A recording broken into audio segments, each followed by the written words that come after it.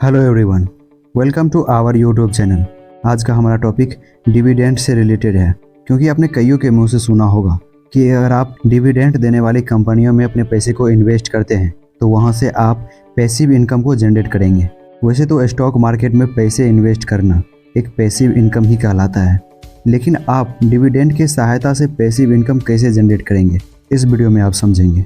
तो चलिए डिविडेंड के रोमांचक दुनिया में खुद को उतारते हैं और जानते हैं कि डिविडेंड से पैसिव इनकम कैसे जनरेट करेंगे और एक्चुअल में डिविडेंड है क्या। इसमें हमने स्टेप बाय स्टेप समझाया है ताकि आप इसे आसानी से समझ सकें। Step number 1, what is dividend, यानी कि आखिर डिविडेंड है क्या।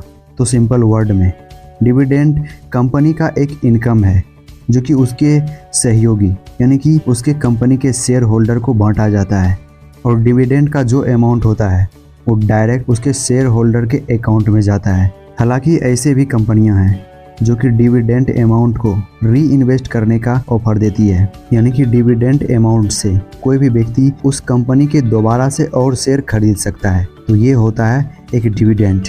स्टेप 2, एडवांटेज ऑफ डिविडेंड, यानी कि डिविडेंड को इतना महत्व क्यों दिया जाता है, क्यों लोग इन्वेस्ट करने से पहले ये देखता है कि वो कंपनी डिविडेंड दे रही है या फिर नहीं।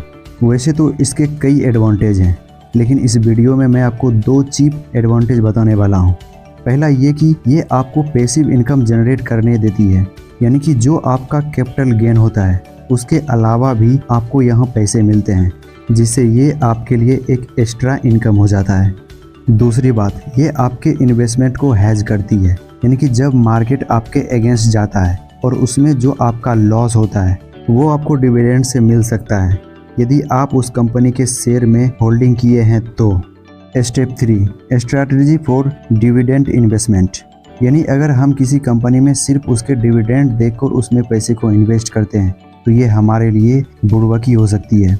हमें रणनीति के साथ किसी भी कंपनी में अपने पैसे को इन्वेस्ट करना चाहिए ताकि वो सिक्योर रहे।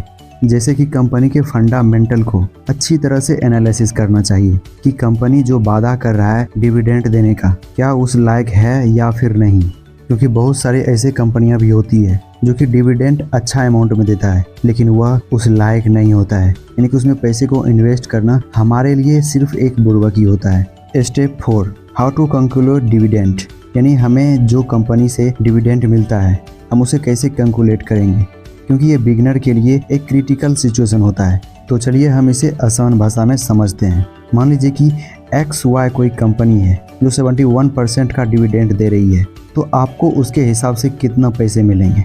इसके लिए जो कंपनी की तरफ से डिविडेंड मिल रही है multiply face value multiply quantity of share, यानी कि 71% का डिविडेंड मिल रहा है मल्टीप्लाई 10 जो कंपनी का फेस वैल्यू है मल्टीप्लाई 200 यानी कि जो आपके पास शेयर है, तो इसके हिसाब से आपका 1420 आपका डिविडेंड होता है। इसे डिविडेंड यील्ड भी कहा जाता है। अब यील्ड की बात हो ही गई है तो एरिस्टोक्रेट्स के बारे में भी जान लेते हैं, यानी कि ऐसी कंपनी जो अपने डिविडेंड को साल दर साल बढ़ाने की रिकॉर्ड देती है वो एरिस्टोक्रेट्स ही होता है। तो ये होता है एक डिविडेंड का पूरा फंडा। तो चलिए इसका रिकैप ले लेते हैं ताकि आपका रिवीजन हो जाए। पहले में आपने समझा कि आखिर डिविडेंड क्या होता है, व्हाट इज डिविडेंड। दूसरा, एडवांटेज ऑफ डिविडेंड, यानी कि डिविडेंड से क्या लाभ होते हैं। तीसरे में आपने समझा स्ट्रैटेजी फॉर डिविडेंड इन्वेस्टमेंट, यानी कि डिविडेंड में इन्वेस्टमेंट करने से पहले हमें कौन कौन सी रणनीति बनानी चाहिए। और चौथे में आपने उसे कैलकुलेट करना सीखा कि आप डिविडेंड को कैसे कैलकुलेट कर सकते हैं। तो आई होप कि आपको सारे कॉन्सेप्ट क्लियर हो गए होंगे।